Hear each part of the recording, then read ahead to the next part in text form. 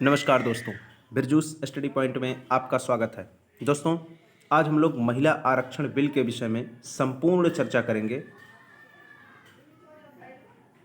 आज हम लोग महिला आरक्षण बिल के विषय में क्या करेंगे दोस्तों? संपूर्ण चर्चा इस वीडियो के माध्यम से करेंगे और इसमें आपको इतने कंटेंट मिल जाएंगे दोस्तों कि आप किसी भी एग्ज़ाम में बैठे तो यहाँ से बाहर बिल्कुल प्रश्न नहीं जाएगा।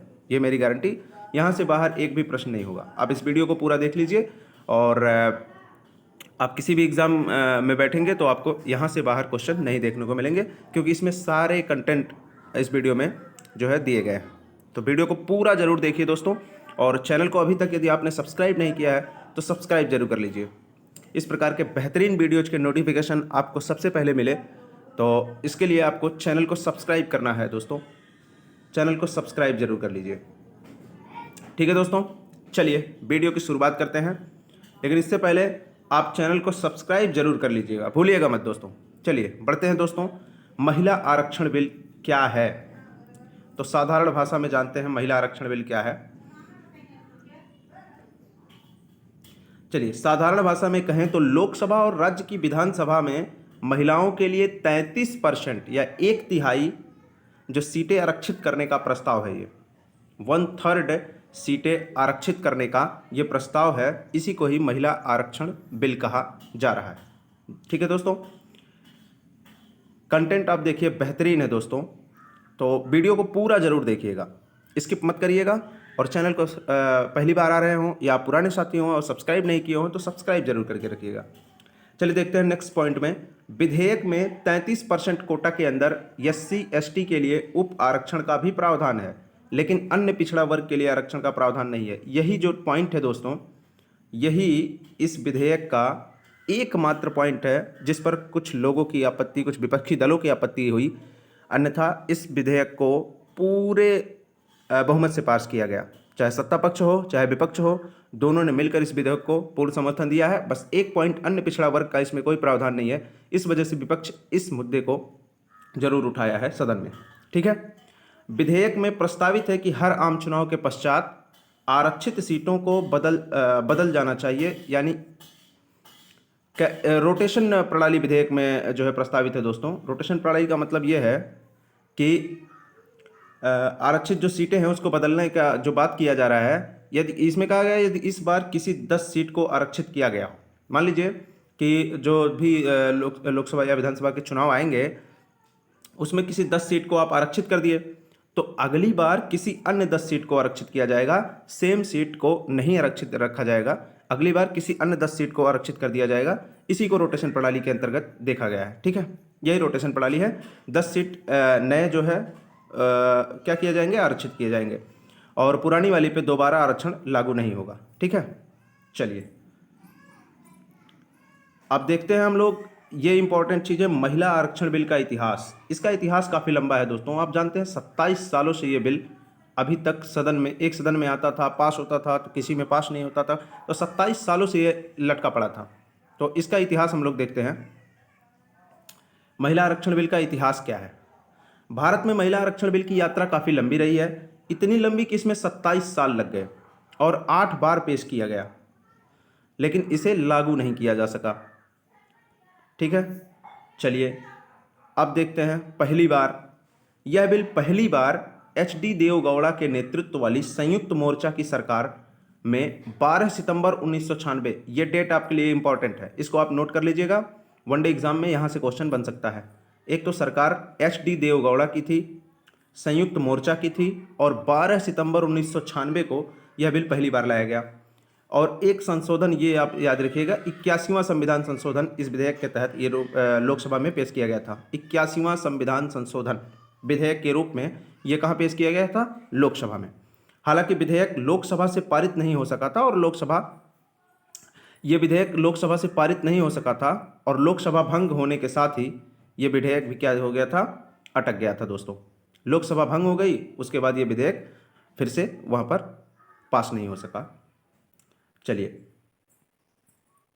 ये कहना है कि इस कोशिश के करीब 2 साल बाद, जो आपको 1996 में HD देवगौड़ा सरकार में इस विधेयक को लाया गया था, इसके करीब 2 साल बाद अटल बिहारी वाजपेयी के नेतृत्व वाली अटल बिहारी वाजपेयी के नेतृत्व वाली एनडीए सरकार ने 1998 में 12वीं लोकसभा में विधेयक को फिर से पेश किया। वो जो लाया गया था वो 11वीं लोकसभा थी, इसको भी आप याद रखिएगा। ये 1998 में 12वीं लोकसभा में विधेयक को फिर से पेश किया गया। वाजपेयी सरकार ने 1998 में अपने स्वतंत्रता दिवस भाषण में भी महिलाओं के लिए 33% आरक्षण का जिक्र किया था। ठीक है दोस्तों, चलिए 1 to all सारे फैक्ट इस वीडियो में हैं, तो आप पूरा जरूर देखिएगा। हालांकि इस बार भी बिल को पास होने के लिए जितने समर्थन की आवश्यकता थी उतना नहीं मिल पाया था। तो अटल जी की सरकार जो इस बिल को लेके आई थी, जितनी समर्थन की आवश्यकता थी उतना नहीं मिल पाया था और ये बिल फिर लटक गया था।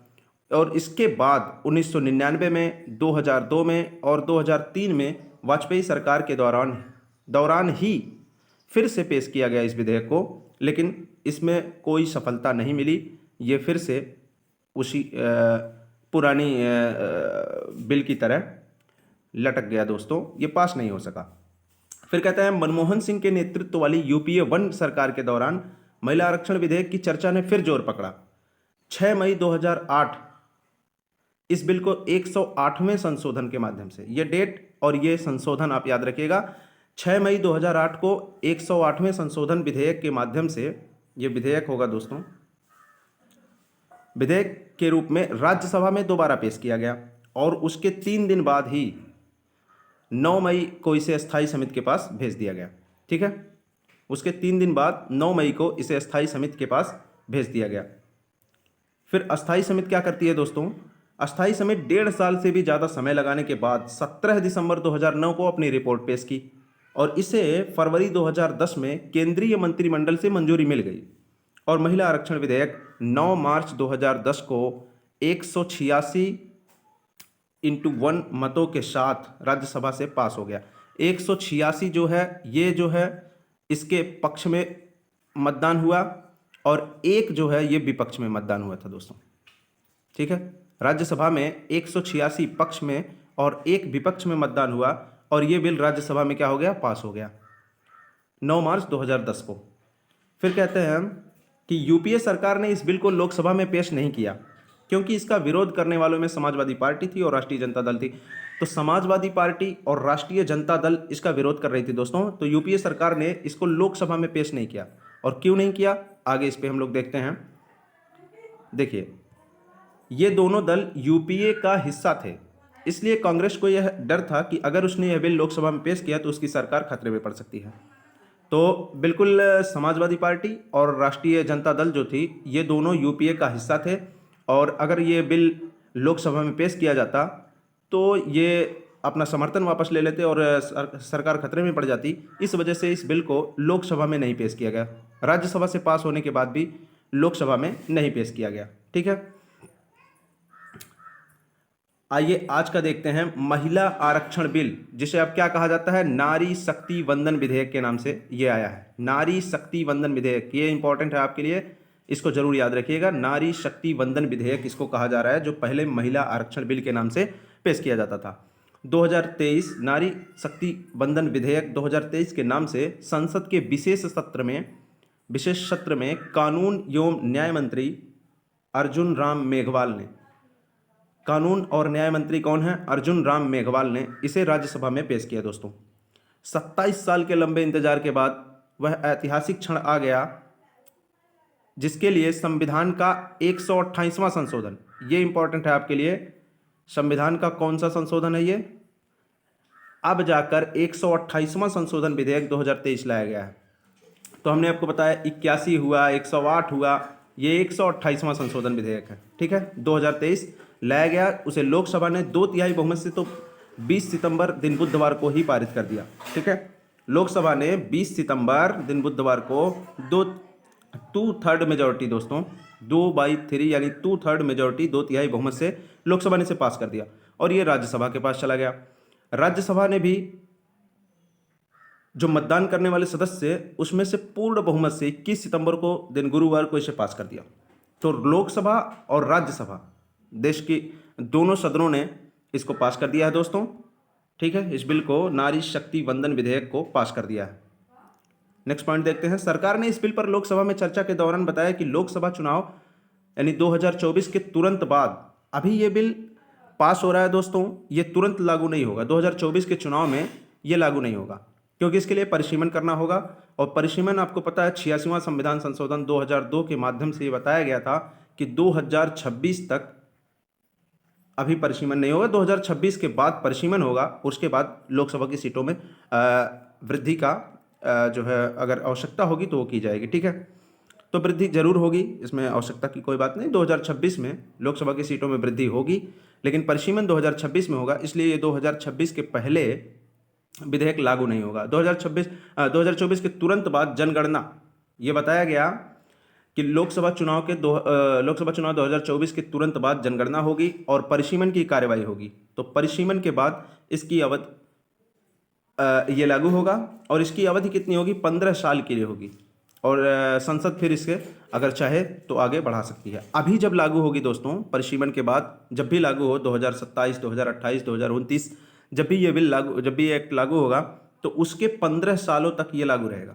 उसके बाद संसद फिर इस पर विचार करेगी, और यदि बढ़ाना होगा तो बढ़ाएगी, अन्यथा लैप्स कर जाएगा, ठीक है। समाप्त करना होगा तो समाप्त करेंगे, वो संसद के हाथ में होगा, ठीक है। इसके लिए संसद का एक विशेष सत्र बुलाया गया, जो कि आपको पता है कि संसद की पुरानी इमारत से शुरू हुआ और यह सत्र संसद की नई इमारत में जाकर समाप्त हुआ है। एक विशेष सत्र इस बिल के लिए बुलाया गया था, और ये संसद की पुरानी इमारत से शुरू होकर नई इमारत में जाकर समाप्त हुआ। नया संसद भवन में ये बिल पहला बिल होगा, नया संसद भवन में जो पेश किया गया, ठीक है। नारी शक्ति वंदन विधेयक पहला नई संसद भवन में बनने वाला ये बिल है, पेश होने वाला बिल है, ठीक है दोस्तों।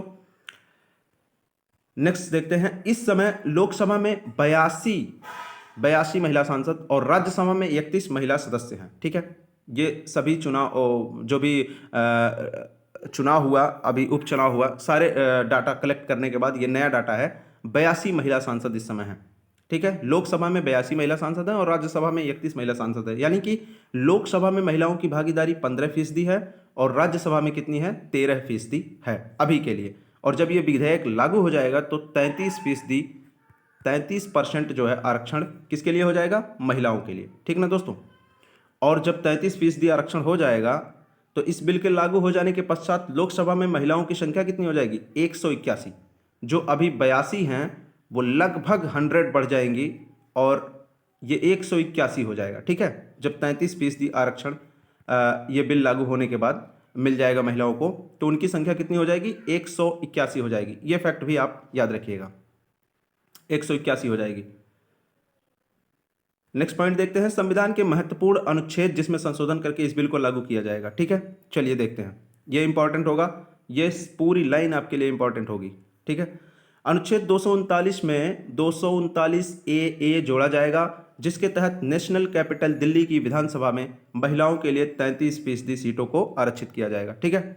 239A इसमें जोड़ा जाएगा। 239 नेशनल कैपिटल दिल्ली के विषय में है, तो 239A उसमें जोड़कर 33% आरक्षण दिया जाएगा नेशनल कैपिटल दिल्ली में, ठीक है। ये याद रखिएगा, इंपॉर्टेंट है। नेक्स्ट लाइन दिया है, अनुच्छेद 330 में 330A जोड़ा जाएगा, जिसके तहत लोकसभा में महिलाओं को 33% आरक्षण दिया जाएगा, ठीक है। लोकसभा में किस अनुच्छेद के तहत? 330A के तहत 330 में संशोधन किया जाएगा और 330A जोड़ा जाएगा, जिसके तहत लोकसभा में महिलाओं को कितना मिल जाएगा? 33% का रिजर्वेशन, ठीक है। चलिए, ये इंपॉर्टेंट है, बिल्कुल इंपॉर्टेंट है, इसको भूलिएगा मत। और संविधान के अनुच्छेद 332 में 332A जोड़ा जाएगा, जिसके तहत राज्य की विधानसभा में महिलाओं को 33% का आरक्षण दिया जाएगा, ठीक है। तो अनुच्छेद 332 में भी संशोधन होगा, 332A जोड़ा जाएगा और इसके तहत विधानसभा में आरक्षण मिलेगा। तो हमने आपको 3 आर्टिकल बताए हैं, ये बिल्कुल इंपॉर्टेंट है, और कहाँ किस आर्टिकल के माध्यम से किसको आरक्षण मिलेगा, ये चीज़ें आप जरूर याद रखिएगा। 332 जो बताता है वो विधानसभा के विषय में है, उसमें 332A जोड़कर विशेष प्रावधान किया जाएगा, जिसमें 33% विधानसभा में महिलाओं का आरक्षण सुनिश्चित किया जाएगा, ठीक है। चलिए, एक और आर्टिकल आपको जानना है कि संविधान का जो आर्टिकल 334 है, उसके बाद एक नया आर्टिकल 334A जोड़ा जाएगा। इसके तहत महिलाओं के लिए आरक्षण परिसीमन के 15 सालों के लिए लागू होगा। ये दोस्तों इंपॉर्टेंट है कि 334A इसमें जोड़ा गया है और उसी में ये कहा गया है कि परिसीमन के बाद ये आरक्षण लागू होगा। भले ही ये बिल एक्ट बन जाए, लेकिन ये कब लागू होगा? परिसीमन के बाद, यानी 2026 तक ये बिल अभी तो लागू नहीं होगा, 2026 के बाद ही ये लागू होगा। ठीक है, तो अभी जितने भी राज्य के चुनाव हो रहे हैं, राज्य विधानसभाओं के, या फिर आने वाले समय में जो लोकसभा चुनाव होने वाला है 2024 का, इन दोनों में ये लागू नहीं होगा। ठीक है, इसके बाद जो है 15 सालों के लिए लागू होगा और इसके बाद अगर समय इसका बढ़ाना है, तो इसका आरक्षण अगर बढ़ाना है तो वो अधिकार संसद के पास होगा। संसद इसके बाद जो है अगर इसको बढ़ाना होगा तो संसद के हाथ में ये अधिकार होगा कि वो बढ़ा सकता है। और इससे पहले आपको बता दें दोस्तों कि 73वां संविधान संशोधन आप सभी जानते हैं 1992-93 में जो हुआ था, उसमें पंचायती राज में महिलाओं को आरक्षण दिया गया है। पंचायती राज व्यवस्था जो है उसमें महिलाओं को आरक्षण कितना दिया गया है? 33% आरक्षण पंचायती राज व्यवस्था में 73वां संविधान संशोधन करके दिया गया है। तो राजनीति में महिलाओं की भागीदारी अगर आपसे पूछा जाए कि किस जगह पर अभी आरक्षित है, तो ये पंचायती राज व्यवस्था है, जहां 73वां संविधान संशोधन करके जो है ये आपको 33% आरक्षण की व्यवस्था की गई है। लेकिन कुछ राज्यों को इसमें इंडिपेंडेंट किया गया था, राज्य जैसा चाहे 33 से और ज़्यादा भी दे सकते हैं। तो कुछ राज्य इसमें 50% तक आरक्षण दिए हैं दोस्तों। ठीक है, पंचायती राज एक सब्जेक्ट ऐसा है जहां महिलाओं को 50% से भी ऊपर का आरक्षण 50% तक का आरक्षण जो है दिया गया है कुछ राज्यों द्वारा। ठीक है दोस्तों, तो ये भी फैक्ट आप याद रखिएगा। 73वां संविधान संशोधन हुआ था 1992-93 में, जिसमें पंचायती राज में 33% आरक्षण की व्यवस्था थी। लेकिन कुछ राज्य ऐसे हैं जो पंचायतों में 50% से भी ऊपर का 50% तक का आरक्षण